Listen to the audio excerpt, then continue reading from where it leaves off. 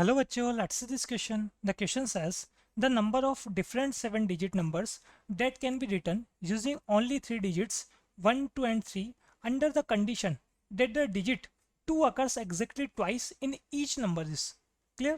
देखिए क्वेश्चन में क्या बात चल रही है, हमें यहाँ पे ऐसे नंबर्स देखने हैं जो 7 डिजिट से फॉर्म हो रहे हैं, ठीक है, उनमें से एग्जैक्टली 2 डिजिट्स कैसे हैं, 2 है, ठीक है, और बाकी जो 5 डिजिट्स हैं वो 1 और 3 में से कुछ भी हो सकते हैं, ठीक है। तो ऐसे हमारे पास टोटल कितने नंबर्स होंगे ये हमें फाइंड करना है, क्लियर।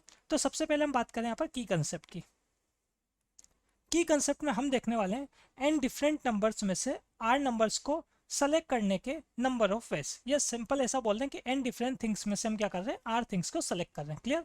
तो नोट किया हमने, number of ways to select R things, to select R things from N different things. तो एन डिफरेंट थिंग्स में से हम क्या कर रहे हैं, आर थिंग्स को सेलेक्ट कर रहे हैं। इसका फॉर्मूला होता है हमारे पास एनसीआर, क्लियर।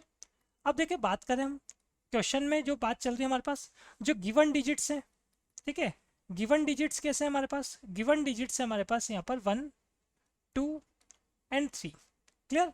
इसमें से 2 जो है वो हमारे पास एग्जैक्टली 2 टाइम आएगा, क्लियर। और 7 डिजिट्स में हमें क्या करना है, नंबर फॉर्म करना है। कुछ इस टाइप की कंडीशन है, 1 2 3 4 5 6 7, ये हमारे पास 7 पोजीशंस है, ठीक है, ये हमारे पास यहाँ पर 7 पोजीशंस है।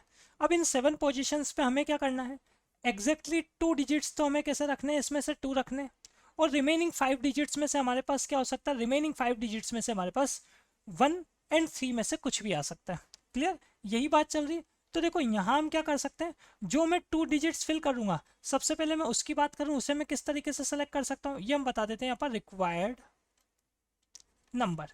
जो फाइनली हमें रिक्वायर्ड नंबर है उसे हम कैसे फाइंड कर रहे हैं, देखो सिंपल हमें क्या करना है, इन 7 पोजीशंस में से 2 पोजीशंस को सेलेक्ट करना है जिसमें मैं क्या कर सकूंगा, 2 को पुट कर सकूंगा। तो इसका मतलब 7 में से मुझे कितने सेलेक्ट करने हैं, 2 सेलेक्ट करने हैं, तो इसका मतलब 7C2, ठीक है। अब 2 पोजीशंस पे तो क्या हो गया आपके पास, कोई भी 2 पोजीशन पे तो 2 आ गया। अब जो बाकी के जो 5 पोजीशंस है उस पे क्या होगा, उस पे 1 और 3 में से कोई ना कोई एक आएगा। इसका मतलब जो रिमेनिंग 5 पोजीशन है ना, मल्टीप्लीकेशन लो अप्लाई हो जाएगा यहाँ पे। तो रिमेनिंग 5 पोजीशन पे से मुझे क्या करना है, वहाँ पे अब आप देख लो, सिंपल आपके पास जो 5 पोजीशंस है, जैसे हम यहाँ अज्यूम कर रहे हैं, देखें आप, यहाँ मैंने अज्यूम किया, पहले तो हम क्या कर रहे हैं, इसे तो इरेज करें 5 को, हम देखें यहाँ पे अज्यूम कर लेते हैं। मान लो अज्यूम करो मैंने फर्स्ट पोजीशन पे भी 2 रख लिया और 7 पे भी क्या कर लिया, सेकंड पोजीशन पे भी 2 को फिक्स कर लिया। तो बाकी पोजीशन पे मैं क्या करूंगा, बाकी पोजीशन पे मैं 1 और 3 में से कुछ भी रख सकता हूँ। तो इसका मतलब इसको यहाँ पे जाकर मैं सेलेक्ट करूंगा, तो मेरे पास 2 में से किसी भी एक को सेलेक्ट करना, मतलब 2C1। ऐसे जो फोर्थ पोजीशन है इनमें से भी मैं 1 और 3 में से किसी को भी रख सकता हूँ, मतलब 2 डिजिट में से किसी भी एक को सेलेक्ट करना है।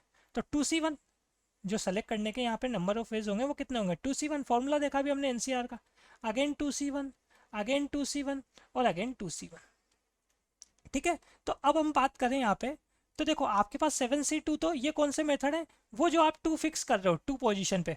और रिमेनिंग के लिए क्या होगा, रिमेनिंग के लिए हमारे पास यहाँ पर 2 जो है वो 2C1 की वैल्यू क्या होगी, 2, NC1N होता है। तो 2 जो है हमारे पास यहाँ पर 5 टाइम मल्टीप्लाई हो जाएगा, क्लियर। तो 7C2 अगर मैं सॉल्व करूँगा तो 7 इंटू 6/2 इंटू 2 पावर 5 जो है हमारे पास ये 32 हो जाएगा, क्लियर। इसको सॉल्व कर लेते हैं हम, तो इसको अगर हम सॉल्व करेंगे तो आ जाएगा हमारे पास 672, clear. So final answer is option number A. Hope you understood it well. Best of luck.